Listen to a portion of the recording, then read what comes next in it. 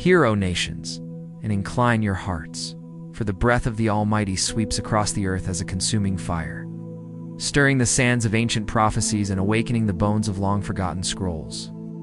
Behold these days, days like the days of Noah, when the earth was filled with violence, and the thoughts of men were set only on evil, when giants roamed, and the heavens wept at the corruption of flesh. Even now, the spirit of Persia rises, clothed in modern Iran, grasping with blood-stained hands to unravel the covenant God forged with Abraham under starlit skies. They scheme with cunning lips, forging alliances in darkness, chanting death to Zion and death to the West, as though by mere breath they could topple what the Eternal has spoken. Yet see how Israel, the lioness of God, rises from slumber. Her cubs, encircled by menace, her roar shaking the pillars of the nations. Did not her leader stand at the ancient stones of the Western Wall, draped in the prayers of 1,000 generations, pressing his heart against the cold witness of history as he scrawled upon parchment the words of Numbers? That Israel shall rise like a lioness and devour her prey, nor lie down until she has drunk the blood of her foes. And was it not upon the very day when Noah's ark found rest upon Ararat, that this modern battle began, as though heaven itself wove the ending back into the beginning, declaring that what was shall be again? Consider the mystery deeper still, for on that same appointed time did Mordecai of old send forth his decree in Persia, calling the scattered seed of Jacob to stand and defend their lives from the plot of Haman, a son of Amalek, whose spirit still breathes through Ayatollahs chanting ancient curses with new tongues. And on the day when Egypt's children cried to Alexander for restitution, claiming Israel owed them for gold taken in the Exodus, did not the wise reply turn the accusation back upon them, demanding wages for centuries of slavery unpaid? Thus did the tables turn, and the nations that sought to strip Israel were left fleeing, their goods abandoned, feeding Israel in her sabbatical want.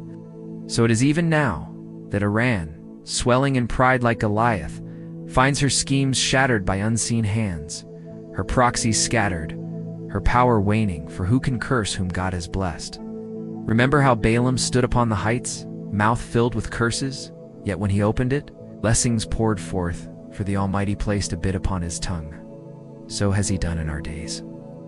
Even as leaders of the West once trembled like the 10 spies, before the giants, seeing themselves as grasshoppers, there rose 2 like Joshua and Caleb, unafraid to stand against Persia's might, believing the land was still promised, that the God of their fathers still wars for Israel, marveled that on the very day the pages of the Talmud were read around the globe, speaking of 2 kingdoms destined to remain until Messiah's feet touched Zion, Persia, and Rome east and west.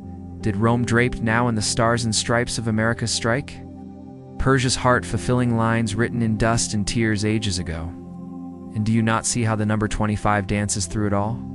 The 25th day of Sivan, when judgments were rendered in favor of Israel, when the hammer fell upon Iran's ambitions, when the echoes of Hanukkah returned, that story of dedication, of cleansing the sanctuary from abominations, rededicating it to the Holy One.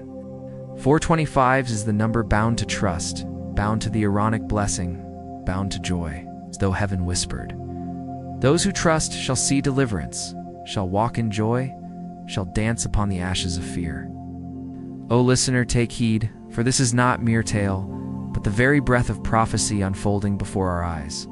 What began in tragedy, when Hamas struck like serpents on October's dark day, God has turned to triumph. Their fortresses crumble, their alliances fracture, their threats wither. Ash! Even Syria reels, Hezbollah staggers, the Houthis falter, and nations draw nearer to peace with Israel as foretold. A peace that must come before Gog and Magog rise like shadows over the land. So fear not, little flock, for what the world meant for evil, God bends to good. Stand as the 2 did, not as the 10, seeing giants, but knowing the battle belongs to the Lord. Lift your head, for redemption draws near. The Lion of Judah yet walks among the lampstands, roaring his victory over the schemes of darkness. Let this truth steady your trembling heart. No weapon formed against you shall prosper. No curse alight upon what God has blessed. Take courage, rejoice, trust even in trembling, for he is faithful. And so I declare unto you in this hour of shaking, in this age of wonders and terrors, Be strong, be very courageous. Stand upon the rock, and let your praises rise like incense, for the King comes swiftly. Subscribe to Ignite.